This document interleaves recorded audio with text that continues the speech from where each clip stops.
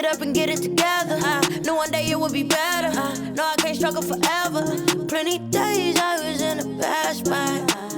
I can't throw no stones up at a glass house. Yeah, from the bottom to the top, baby. Yeah, I can never stop, baby. Oh, they don't like me, oh, that cool. Tell them stop, hey. From the bottom to the top, baby. Bottom to the top, baby. Oh, they don't like me, oh, that cool. Tell them stop. I show you what hustle is. Yeah, make it to places you never did. Yeah, diamonds come from pressure. I've been shining since. Oh, I had to pick up the pieces. I couldn't settle with decent. I'm bringing sand to the beaches. I went through hell for a reason. You are now tuning in to From the Bottom to the Top with your girl, Princess with the Real. Today, I'm sitting down with Vigilante, and we about to hear his life story. Remarcus, yes. We're about to hear his entire life story, from childhood to adulthood to where he is right now. And we about to go ahead and jump into it. We ain't going to do no small talk.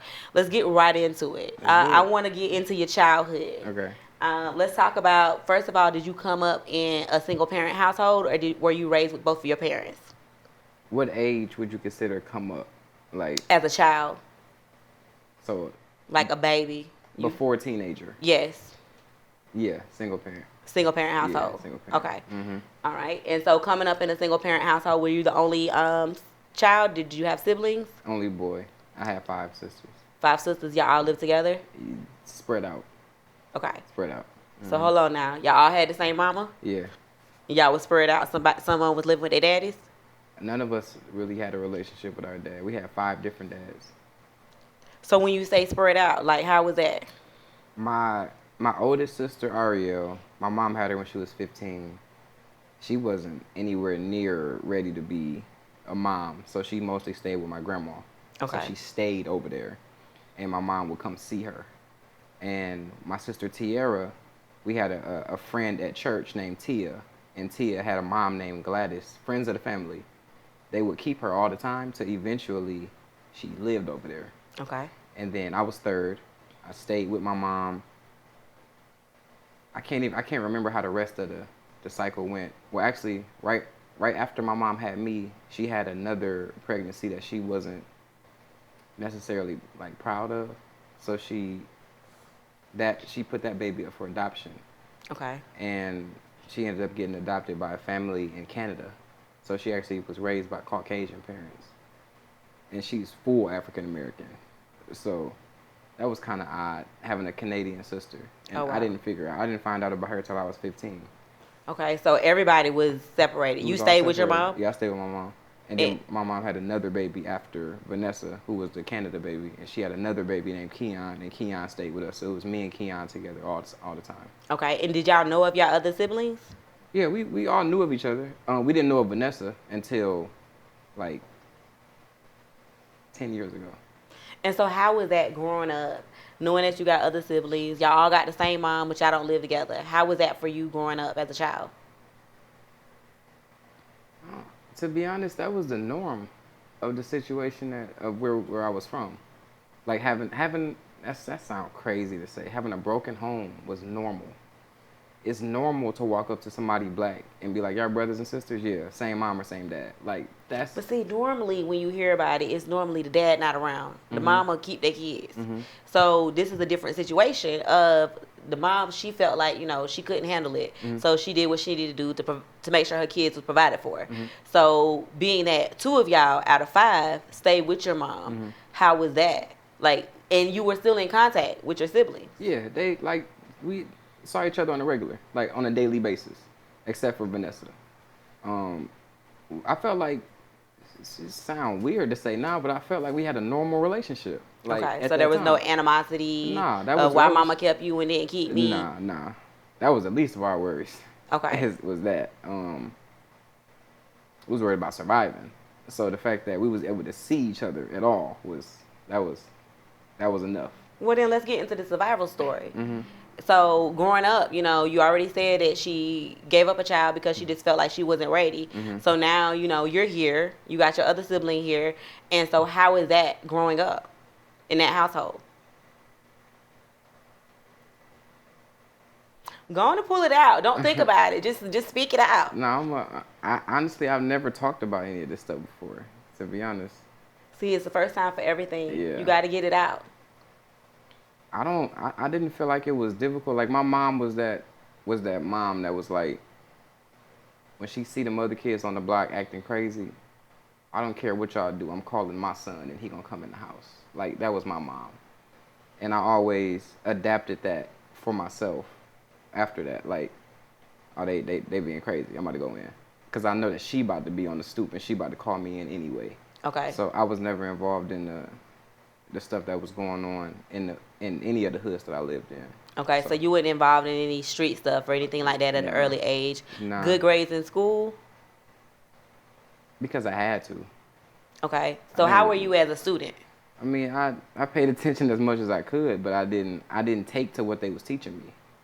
So, like, when I say how were you as a student, was you a class clown? Like, how was you acting in school? It just depends on the day, to be honest.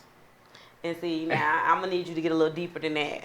I mean, if I felt like being a good student that day, I'd be a good student. If I felt like I wanted to be a class clown, I was going to be the class clown. It wasn't like, you know, the class clown would be the class clown every day. That wasn't me.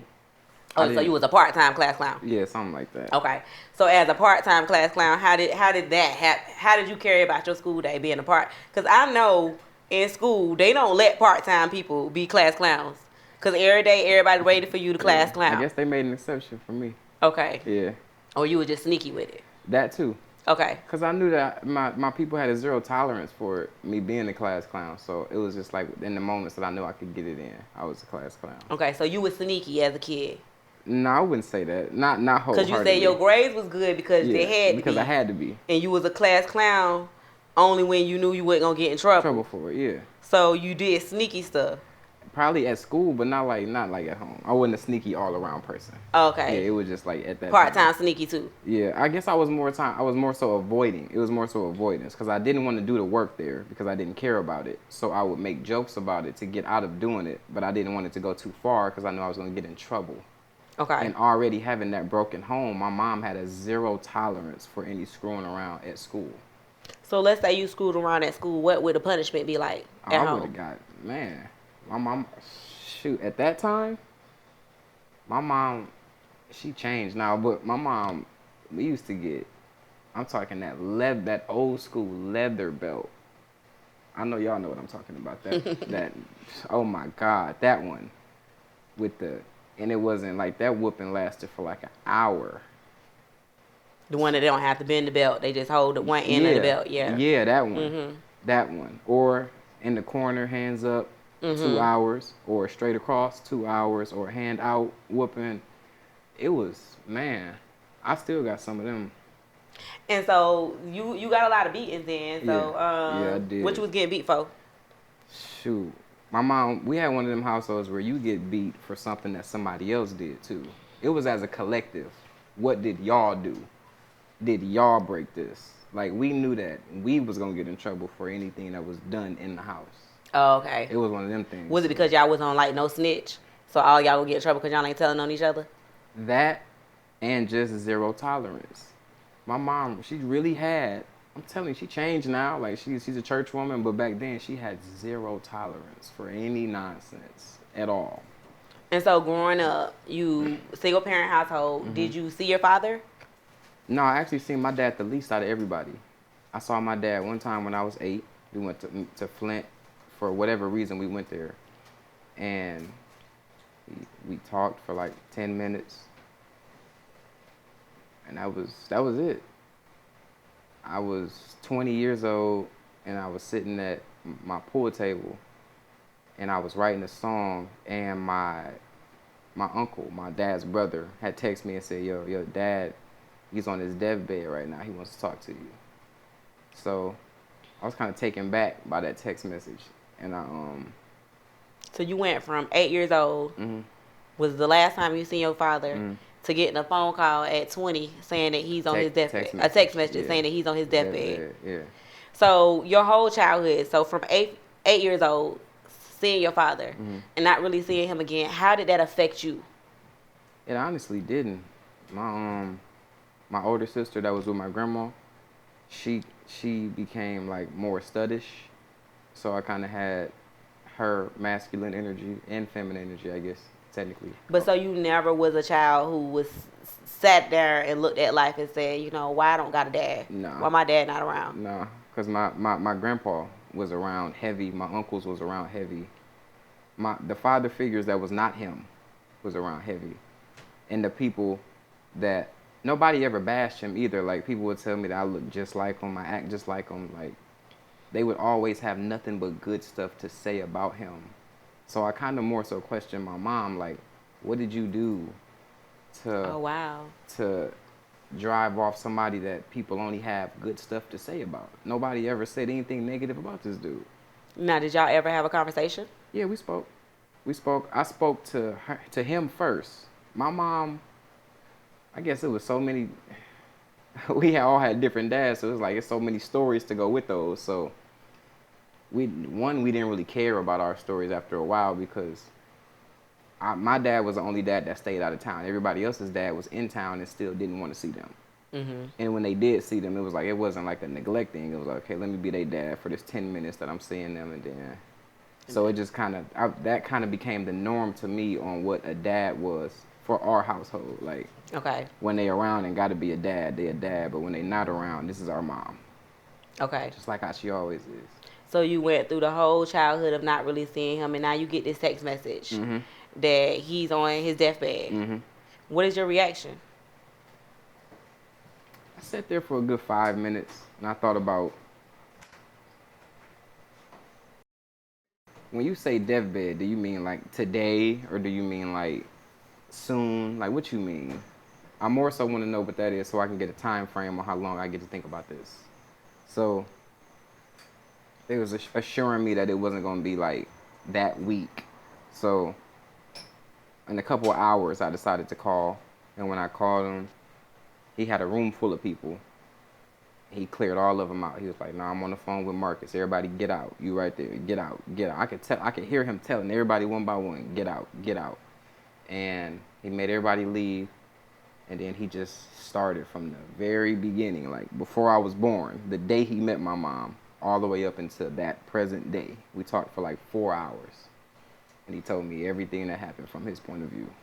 You know what? We're going to stop you right there. Mm-hmm. We're going to pay some bills because I want to get into the story of this conversation that you had with your father and how you took it and how that affected your life moving forward.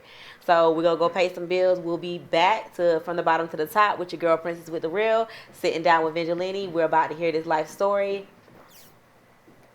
We'll be back. Of course, I got to sit my blissfully drunk. You are now back to From the Bottom to the Top with your girl, Princess with the Real. And I'm about to hear the rest of Marcus' story, okay? Because we get into some juicy stuff. He is now speaking to his father after years. From 8 years old, he spoke to him, didn't speak to him again until he was 20 years old. And at this time now, he's speaking to his father, and he's been told that his father is on his deathbed. So we're going to pick up from there to see how that conversation went between him and his father. So let's discuss it. Tell me a little bit of what he told you happened. He told me that they both met at Job Corps. They both bonded over the fact that they both had a kid already, like too early. And my oldest sister and his oldest daughter are the same age. He told me how they actually had plans on marrying each other and staying with each other. Said that pregnancy and him having his first son, which is me, it was like he was proud. But there was a situation that happened where somebody from my mom's past reached out to him and said that they were still active. So he didn't know if I was his kid or not. And then that kind of changed the dynamic of their relationship. And then that was at the same time that he developed rheumatoid arthritis. So they thought. But he actually ended up dying. He lost his mobility. He couldn't walk. He couldn't do anything. And he was 19. So he went from my mom meeting him, being this healthy, athletic guy, to like a year later, he was completely almost paralyzed. Oh, wow. And they didn't know what it was that did that. So my mom went to go live with his family while she was pregnant, and they met at Job Corps. So the family didn't know anything about her when she got there, except for that they were not together. And then he became super, super ill, and then the family started to shun her because of that. They didn't know what it was that caused that. So it was a very toxic situation. So she felt like it was toxic on her end with the way she was being treated, and he felt like it was toxic on his end because he had got that news. So it was like it became a bad situation. They gave up on each other because of everything else. Well, my mom gave up on him. She called my grandparents and she said, I want out. So they drove from Ben Harbor to Flint with a U-Haul, got all her stuff. She was gone. And I asked her, like, in that moment, were you just moving or did you break up with him? And she was like, no, I was out. I was done. So she chose to leave, and you know, everybody have their own choices in life and do what they want to do. But even after she left, what was his explanation for why he didn't continue to come around and make his self present in your life? At first, I didn't think that his reason was valid. But remember the sister I told you that got put up for adoption? The same guy that my mom was accused of being active with is the same guy that ended up being the dad of that next baby. Okay. So it almost made it look like that she had just had 2 babies by him. Mm-hmm. Even though everything about me resembles my dad, it's still, and at that, like, I can forgive that because with that time frame, it does look like that. But why not? I guess, you know, I'm playing devil's advocate. And I don't like to put it all on your mom and say, you know, she was the one who left and she was the one who made a mistake. Why not, you know, take the steps to finding out if this is your child? Did you ask him that? To be honest, I looked at it from his point of view. And I looked at it and I said, if I was a guy and I was, because he's holding me in my baby pictures. Like, he was there. He was active for like the first year. So, and I'm asking, if I'm with a girl and somebody else tells me that she's still active with somebody else, and then right after she has my kid, she has his kid, that look crazy. But what you gonna do? You gonna run or you gonna go get a test? But to me, I don't know. I'ma just mentally where that would put me. I don't know what, I can't speak on what he did, but I can only speak on mentally where it seems like that it put him and where I can relate to that. So you never asked him I why weren't you around for me, and to find out whether or not, because you were still looking at him like your father. Right. So whether he believed you was his child or not, he should have took the steps so that way he could have cleared your mind, her mind, and his to know whether or not you were his child. I mean, it depends on what everybody wanted to get out of it. If he didn't want that for himself, then that wouldn't have been the steps that he would have taken. And you didn't see that as a question worth asking him? No, I asked him. It just kind of like, it was one of them things where I understood where he was coming from so much that the explanation probably just went over my head. Because when he first said that, and then I realized that my mom did have a kid with that person that he said right after that, that was enough for me, especially at that time. Okay. Especially I couldn't even imagine. I wouldn't even want to talk to that woman anymore. Like, I would completely shut that situation down. So after having that conversation with him and really, you know, feeling and understanding where he was coming from, how did that change your relationship with him? We still didn't really have one. Like, he was in the hospital, so he didn't really have much time to do anything else. So we would text back and forth, and I rapped to him, he'll rap to me. And we actually had very similar rap styles. Like, that was something else, because ain't nobody raps like how I rap. So to see him doing that, that was crazy. But we still didn't have much of a relationship, and he ended up passing away like 3 weeks later. So 3 weeks later, and now having this relationship now with your father, where he finally opened up, told you everything, you know, that happened, and now you're understanding of, you know, why he wasn't there. 3 weeks later, you find out he passed away. How did that affect you? It didn't. He was already dead. But as you try to rekindle and try to understand, you know, why he wasn't there, you didn't cry? You didn't feel like, dang, I lost my dad before I got to really spend time with him? I didn't lose my dad. I didn't have no dad. Okay. So you didn't have a dad and you was okay with that? Yeah. That was the norm for where I was at. But just because it was norm and other people didn't have a father, don't mean you was technically okay with, like, in your heart of hearts, can you say that you are cool that you didn't have a father in your life? I was so okay with that. I'm still okay with that, to the fact that I did not have him, because I found somebody that was better for my situation, for my mom, for my siblings, for our situation. I found my stepdad my mom found my stepdad when I was 12. And it seems like that the way that my dad was, which he was a gang leader. Mm-hmm. He was in the streets. He was a very smooth operator, but he was about that life, and I could tell. And he didn't hold that back. So it was very beneficial for me not to grow up like that, because I could be dead or in jail right now because of that. Okay. So see, that's a whole different intake on it, is that it wasn't a good situation for you to be in because of his lifestyle as well.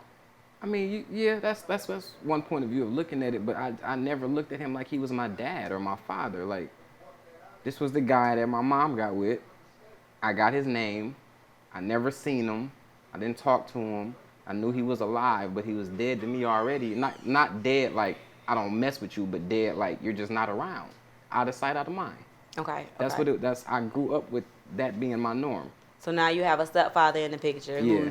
He's doing the thing the right way. Yeah. So how did he impact your life? In a major way. Like, he was so motivational, and he was the missing piece to what my mom couldn't be. Like, my mom supported everything that I did, but her support hit a ceiling because she couldn't see me doing all the astronomical stuff that I'm doing now. She didn't know nothing about no clothing deals and shoe deals and car deals and stuff like that. But my stepdad was always one of those, shoot for the stars. You can do whatever you want to do. You can be the greatest. Like, he was that at all times. And he showed me what a present father was, because he had 2 kids himself. He came into the relationship with 2 kids that he was heavily in their life. And it showed me, like, and my dad was never on child support, but he was on child support for 2 kids that he was present for. So that showed me how not only skewed and messed up the system is in y'all favor, but also how even being present is still not enough. That they want the home to be broken so bad that it'll never be enough, to be honest. Well, it all depends on the woman too. Right. So that was the woman that he was with put him through that. Right. So it ain't just all females. It's some females that are like that, and they mess up. The system is messed up. Mm-hmm. It is in the women's favor. That's why I don't believe in child support. Mm-hmm. But with everything that you've been through, you know, with your parents and with your father not being around, how do you think that's going to impact you when you become a father? I'm going to be man. The closest thing I can compare to what I'm going to do is DJ Khaled. That's the closest thing. I can't wait to have, I got so much knowledge and so much wealth here and money-wise that I can't wait to pass that down. I feel like that's the only thing besides my lineage that I'm leaving, and that's the most important part of my lineage is my kid. Growing up in the hood, we just look at a kid so much as a burden and so much like, oh man, she done got pregnant. Like, that's something that you should honor. You have a baby. That's a celebration. Yeah. And we grow up so traumatized that we forget that. And that's why I asked the question over and over again in regards to your father, because a child is a blessing. Mm-hmm. And I hear people talk and tell stories all the time about how they wish they had their parent around, because now when they have kids, they didn't have that father figure in their life to teach them how to be a father to your child. So that's why I wanted to know, like, how do you feel like that's going to impact you when you start having your own kids? Do you feel like you're going to look at some of the things that you went through as a child and some of the experience you didn't have with your father and be like, I want to have these experiences with my child, or you don't reflect on him at all? No, I don't. That's so weird to me. Why? It's so weird because every kid wants their parents. Why? Every child wants their parents. But why though? Because you was born by 2 parents had you. Like, if it wasn't for him, you wouldn't be here. You don't automatically know that though. You find that out later. You do. You find it out when you get old enough to know that these is your parents. Right. But when you're old enough to know that everybody around you has parents, and it's like, where's my dad at? And I get it didn't affect you. It didn't affect you at all. You still out here, you moving, you doing what you need to do. But I just like to get deep into it just to see if it really did affect you when you're trying to hold it in. How do you feel like it really did affect me? I feel like it did. In what way? I feel like it affected you in a way that you don't want to speak on.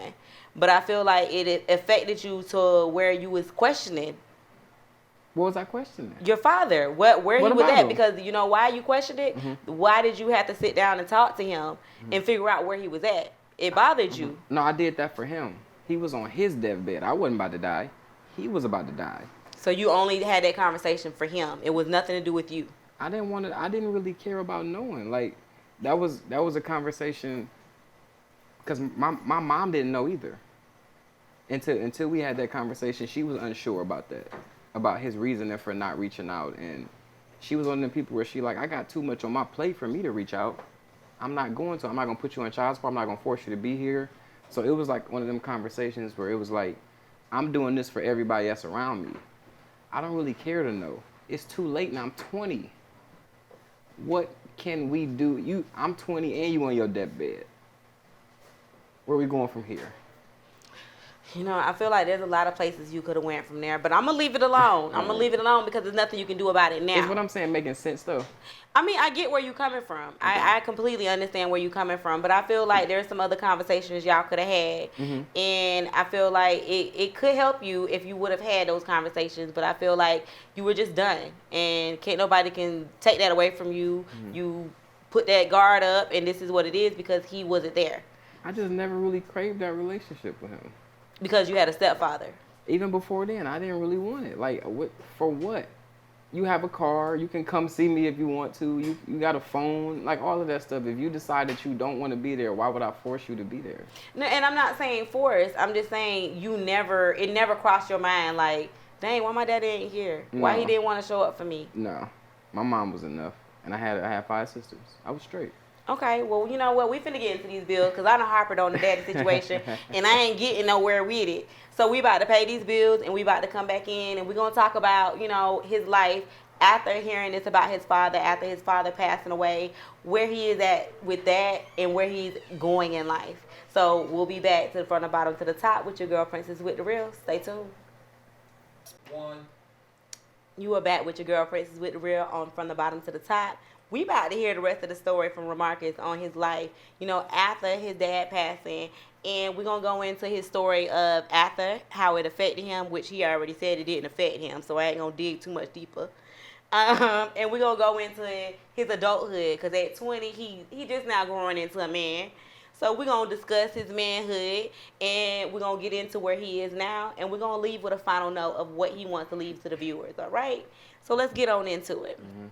So now, I ain't gonna harper you about your daddy no more. So you got this news, 3 weeks later he passed away. Now let's go into your life story after that event. Like after he died? After he passed away.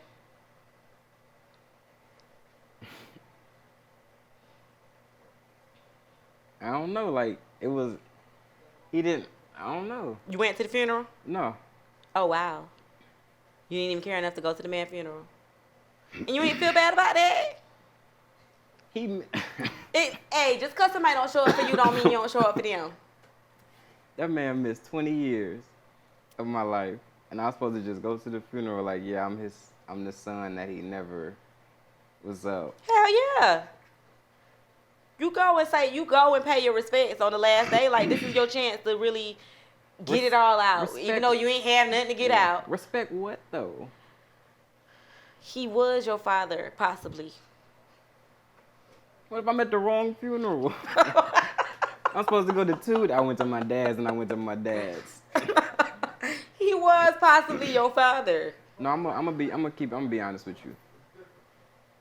He died when I was in college. I was broke. I was training to be an audio engineer. My uncle called me after he passed away, and he invited me to Flint to go to the funeral. And I had never heard back from my uncle about that situation after that. And that was a repetitive pattern from that side of the family of like reaching out, going about their way, reach out, go about their way. And with me, I don't pry. Like, if you want me to be over there, I'll see it. If you don't, then. So what I'm hearing is you possibly would have been at that funeral if Aunt would have followed back up. Yeah, if he would have followed through, I would have went. Okay, so don't say you go for it. You was gonna go. I was still had that same mentality about it though. But you was gonna go. We're gonna get off of it because you was gonna go. No, I was gonna you go. Was gonna go. I was gonna go because I wanted to meet my sisters, and I wanted to. That's your excuse for where you was gonna go, but you was gonna go. You was was gonna come up with a fake excuse as to why you was going, but you was gonna go. How was me meeting my sisters a fake excuse? Because if you wanted to meet your sisters, you would have still went. Nah, but it was up to my uncle. That's why I said I was broke at first. Because I wasn't going to be able to pay my way up there just to go. He would have had to fund me to go for me to meet my other family. Well, I already got what I needed. You was going to go. All right. And the only reason why you ain't go because you ain't get that follow-up call. There we go. So, okay. All right. Funeral that happened. We after the funeral. Yeah. And now it's time for you to live. Uh-huh. So now you... I was living before that. Now, we know you was living, man. We got to get into the next part of the story. I got you, so I you got was you. living. Yeah. You was living. Your I was daddy living. gone and you living. Yeah, he was gone. We know. Mhm. He was dead. You here. Yeah, I was here. Okay. Uh-huh. Okay, so you still here. Yeah, I'm still And now here. you living. Yeah, I'm living. Because you it was up. living before, but now you living. Yeah. So now let's get into the story about you living. Where you want to start? So we're going to start after the funeral, after everything took place. Now, what's next for you?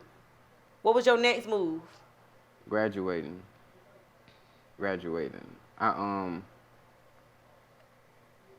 His death ended up inspiring a song called "Find Me," and this Won't he do it? This song is so fire. It's the first song that I'm releasing on my new label that I'm with. And it was inspired by your father. You sure? Mm-hmm. Okay, keep going. Yeah, I'm sure he heard it in heaven. I'm sure he heard I play it a lot. Okay. So, Inspiration from the Yeah. man it didn't matter. But okay, let's Right. keep going. a lot of things that don't matter inspire you to do stuff. Things that don't matter inspire you to do stuff? Yeah. People that don't matter to you, they inspire you? Yes. Oh, okay. Yeah. Okay. I'm inspired by everything. Okay. Now you want to, okay. I like how you put that spin on it. Yeah, I'm inspired by everything. So you wrote a song that was inspired by your father. Yeah. And, okay. I want you to hear the verse. I want you to hear it. It's short. I said, and I just got word that my dad is about to pass away. It's funny how 20 years can just pass away. And people keep on asking, will I miss you? When I'm one of the few people you ain't exist to. I never hold a grudge, but I do hold the crown because you wasn't here to hold me up, but I still held it down. I heard you rap too. Why ain't you make it big? You probably left it behind just like you did your kid. I never called a man dad. What is his dad stuff? I grew up with 3 sisters and we ain't have much. Sorry if I sound sad, you gotta pardon me. Because my older sister had to harden me. I finished high school and college too. You ain't acknowledge me, so I ain't acknowledge you. Hope you go to heaven when you sleep, and one day we can finally meet. Bars, bars. But I'm going to tell you something about the bars right there. That's somebody who cares. That's somebody who cares. Ain't nobody finna write no bars like that don't care. That's somebody that was some emotions. That was some emotions coming out in that music. That was some talent. That was motions. Hey. Emotions came all the way out. You Because feel- that was you asking your questions that you wanted to ask. And he hearing it in heaven like you said. There you go. And now y'all gonna meet up in heaven. Right. So why you want to meet up in heaven with somebody you don't care about? It's a lot of people that we're gonna see there.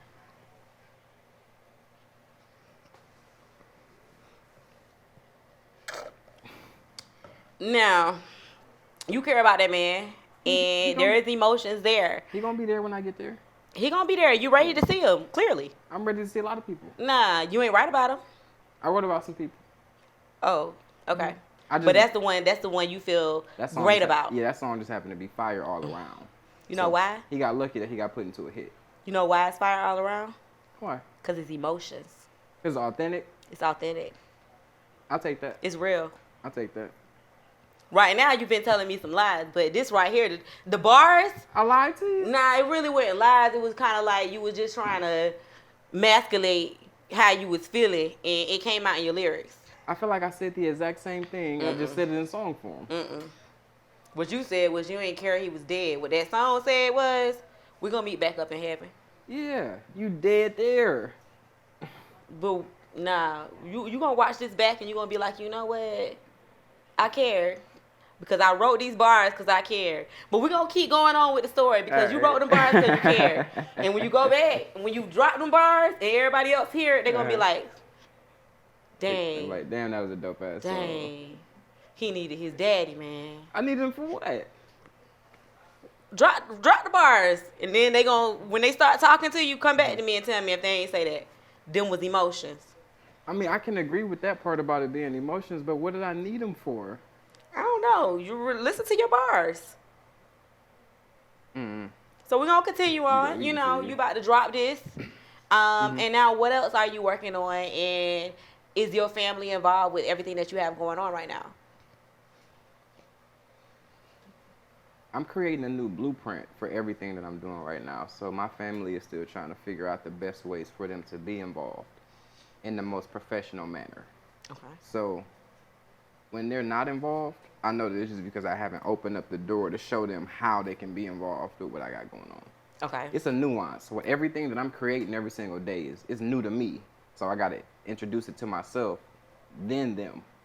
So, yeah, they're involved as much as... So what gives you the inspiration to keep going forward and keep going after your dreams?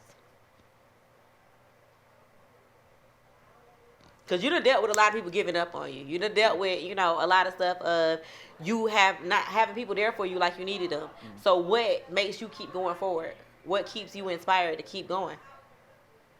To be honest, I've always felt like that was a weird space to even be inspired, to be honest. Because we all got one life. We all got one death. What you do in between that time is what you do with it. So I don't know. I don't settle for mediocrity. So what keeps you pushing though? Of course you want the best out of life. You want to keep gaining and keep growing, and you don't want to stagnate yourself. But what keeps you going? I don't know if it's... What's that motivation that when you wake up in the morning, I be like, dang, I got to go get it? To be honest, I don't know. I just feel like that's how everybody should be. But it's a reason for it. It's something that's keeping you going. It's something that's you waking up in the morning and something in your spirit is like, I got to go get it. I don't know. I wish I had a more cliche answer for you. I really don't. Look, you...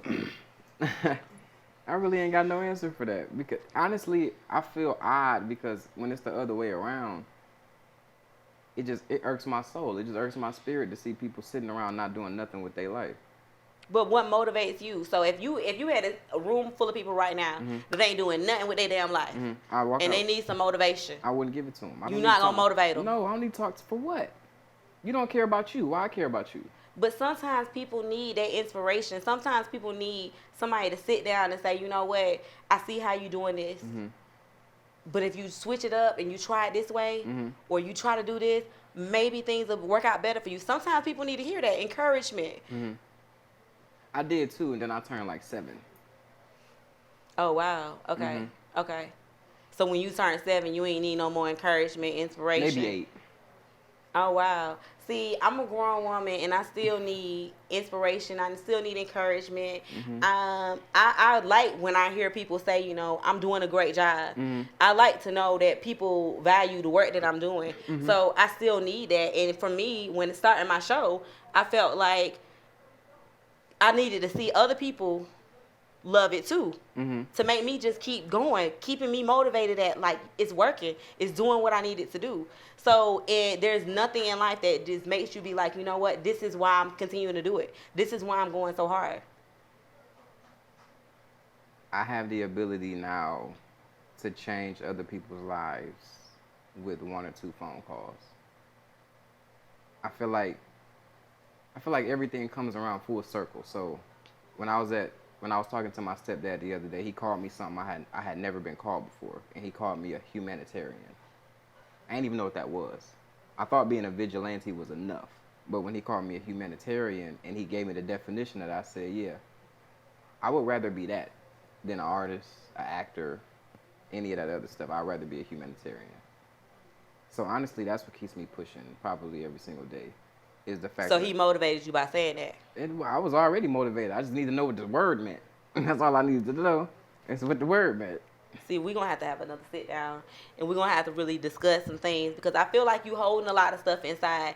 But if you had to leave something with my viewers, if you had to leave something with them today, because I know you don't like to inspire people, but you about to inspire people today. Which so if you had to leave something with the viewers, what you going to leave with them?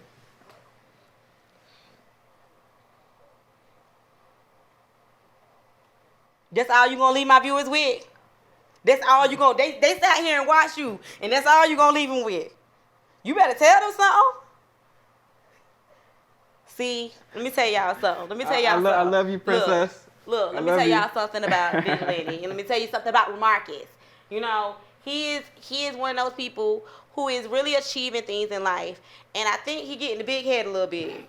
But we not gonna talk about that, you know. We not gonna talk about that. What he gonna leave the viewers with is go check him out on Instagram. Go check out his platforms and everything that he got going on, and see how you can do some business with him. See how you can work with him. See how he can help you elevate. Since he this person who can make 2 phone calls and get you elevated. Hit him up so you can get that elevation now. You heard it from Princess with the Real on from the bottom to the top. Thank you for tuning in today. I'll see you next week. I had to get up and get it together. Knew one day it would be better.